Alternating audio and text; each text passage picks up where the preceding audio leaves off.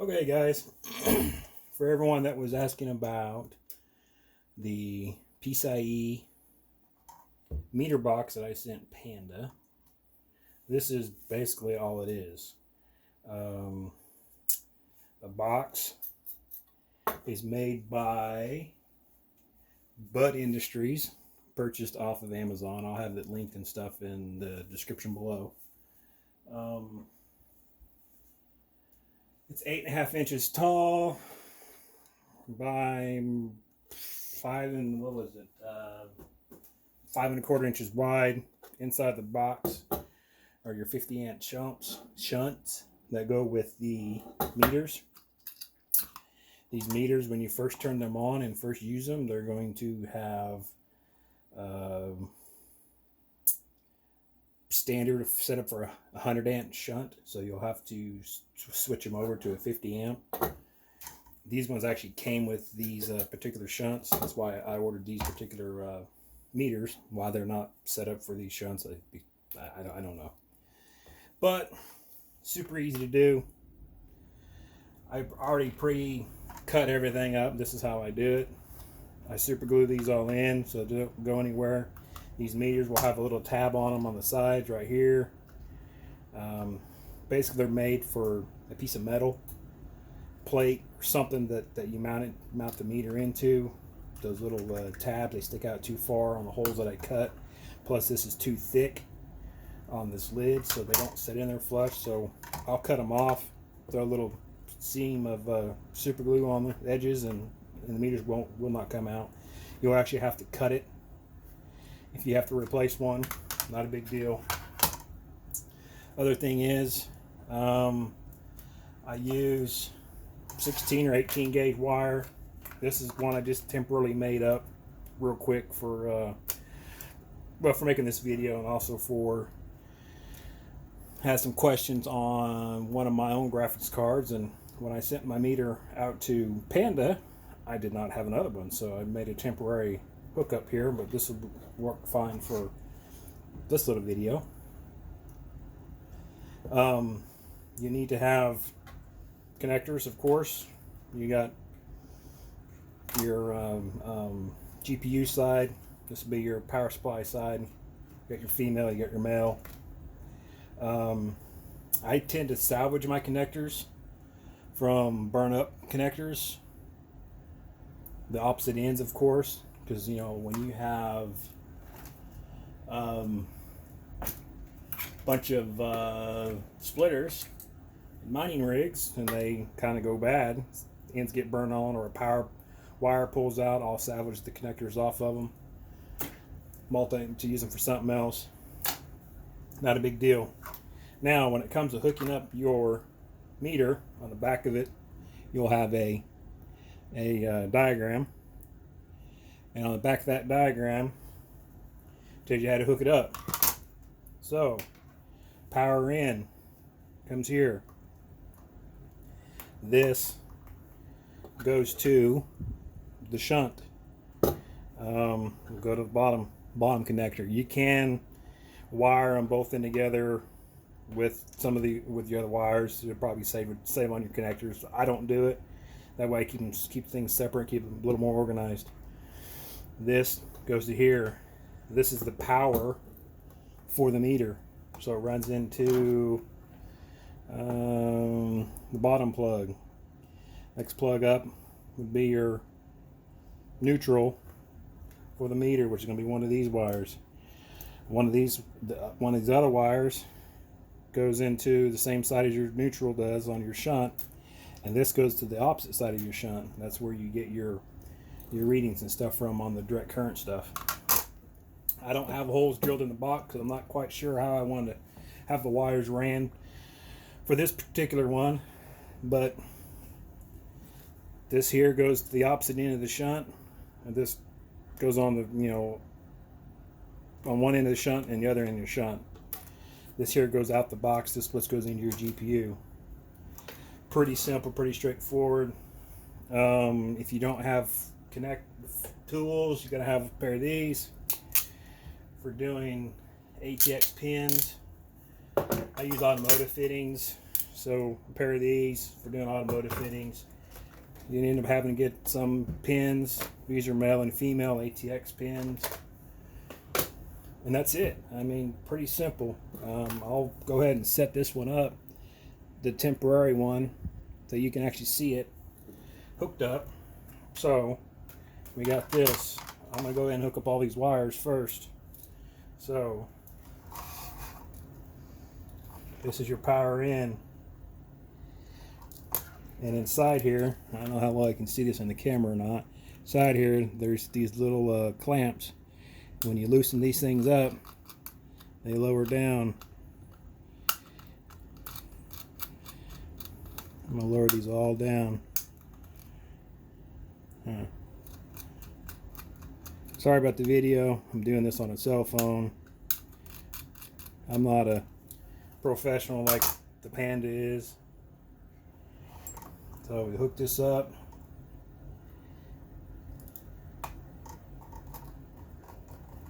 So power side. This will be our neutral.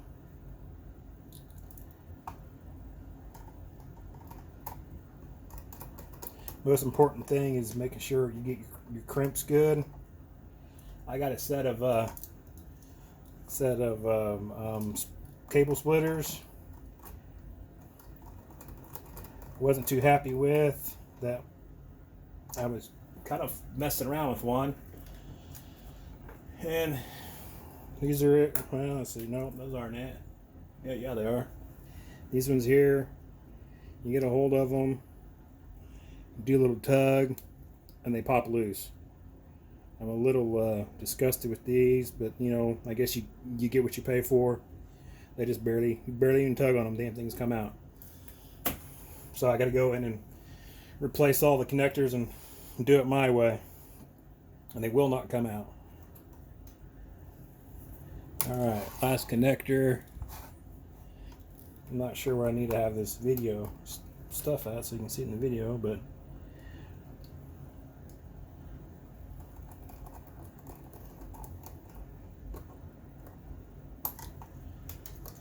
oh, didn't get a good enough bite on that one.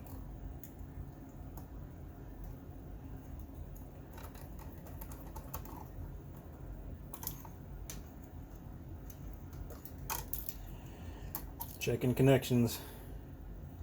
I may not have enough wire sticking out here. Should be.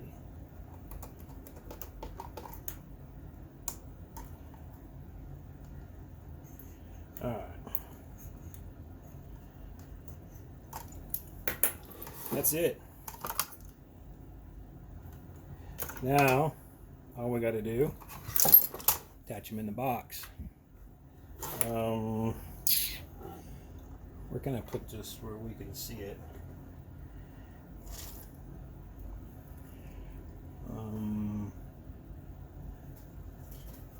Is that gonna roll away? Probably. Let's not do that.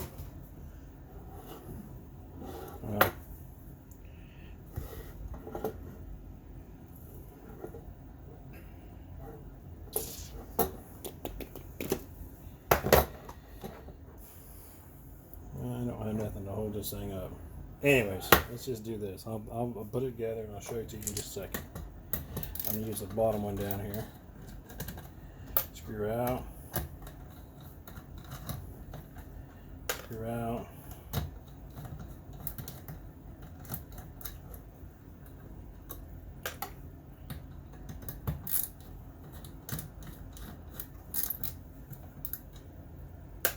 Alright. Your wires.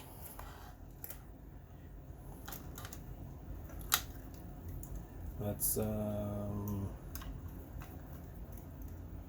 this. Inside the box, this goes on the shunt, left side.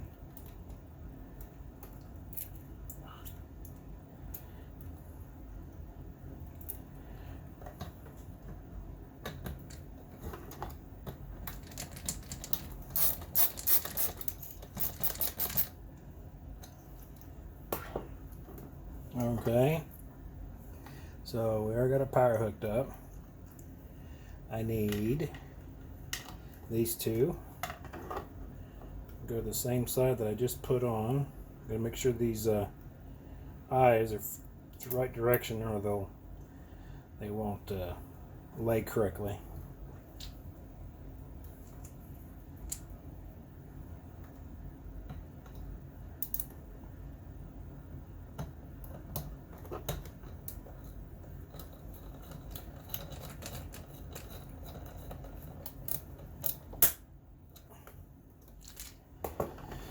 All right, now we have this eye, and we have this one. These two go to the opposite side of the meter. Like I said, this is just a temporary setup. When I do this for permanent, I will have 3 meters hooked up, all running 8 pins. Now this box, I have not done it, but it will hold 4 of these meters inside this box. I've done the measuring and stuff on it, and it will do 4 meters. So if you want to run 4 graphics cards with an actual splitter on it, like one of these on it, if you want to run this splitter, you can run 4 separate graphics cards off each one of these meters. I've done 2,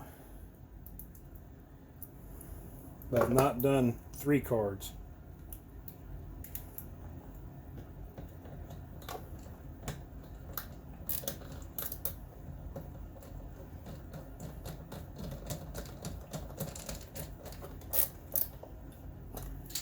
Alrighty. That's hooked up here. It hasn't changed. Now, inside the box, you have you have your ground, and you have the line for the meter for the shunt. This is the other side of your neutral or ground. On this side, this is the other side of the shunt. And that's it. Simple to do. I know this is kind of ugly right now, but what I can do, I have a computer sitting over here. It's actually my test bench. I have 2 5700 MSI cards on it, and I have it's running on Hive right now. So give me just a second. I'll turn the camera around.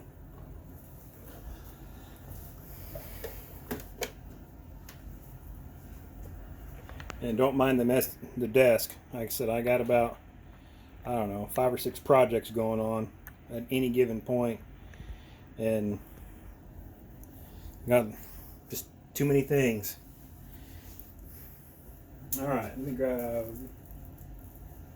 let's do this. Let me grab the splitter. Splitter goes to this end of the meter. Splitter is going to go to show you just a second here. The riser and the GPU.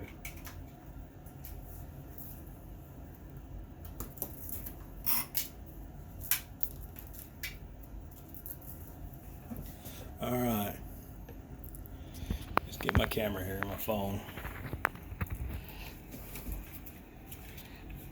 So, there's the GPU. Here's my splitter right here. There's our cable going over here to the meter.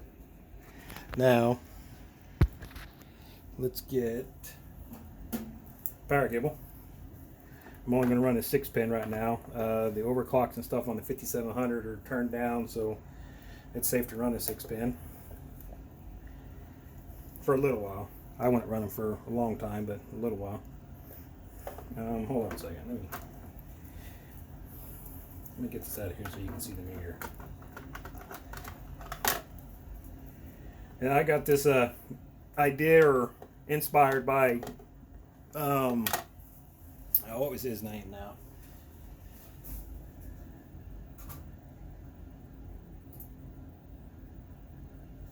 Richie P85. He made a real nice custom. You can flip a switch from one input to the next input, but super nice box. He soldered it all up and had a lot of work set in it. So I wanted to be able to do this individually. I didn't want to have to keep changing things around. I wanted to see each line independently. Something I have noticed with doing this and a little bit of research is the efficiency. When you're running cables and splitters and stuff like that and running different lines, you're getting a pretty good variance of amount of power being used. If you're using a single line to power the graphics card, single line to power the riser, that's more efficient than a single line powering both off of a splitter. Using a splitter and a single line, I see anywhere from a 3 to 7 watt difference. So it's a lot more efficient to power each individual component off of a direct line off the power supply. Well,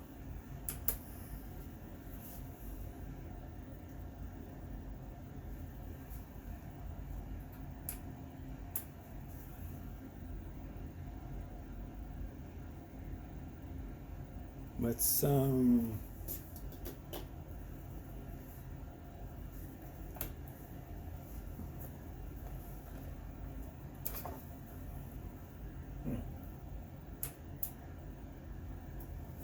well, you know what? Let me turn the power supply off back here.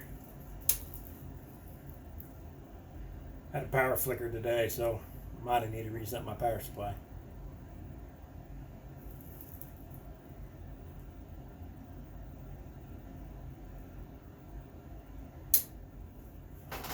All right. There we go. Now, this particular meter is going to be set, I'm pretty sure, I can tell by the amperage here in a minute, it's going to be set for 100 amp. Let me, okay, you guys can see that. Let's make sure it gets up and mining here.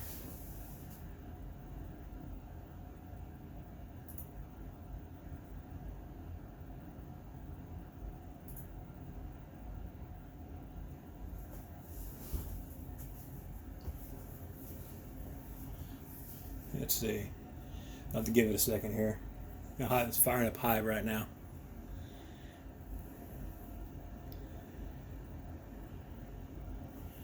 Firing up high. Uh-oh. Fans are kicking on.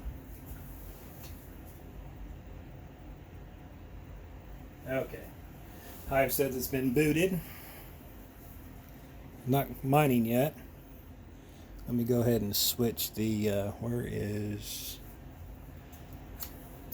okay, on these particular meters, when you change things around, this little button over here, right here, you got to hold this button down, and you hold it down until you get to the menu. They got directions. It's not hard to figure out. So hold the button down. It says 206 watts. Select, clear, current. Button again, says 50. Hold the button down. I want that. Keep holding it down. Pass. There. Alrighty. It's set for the 50 amp shunt. Sorry. Running 12 volts. Card's running 120 watts, and that's off the splitter for the GPU and the riser. Running 10 amps. And Hive currently says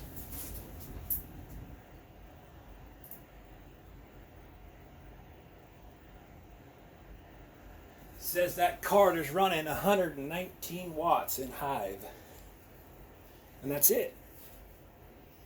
All I gotta do is make up a couple more cables like this and get the holes and stuff drilled in the box and run them in and out of the box, and that's it. Simple stuff.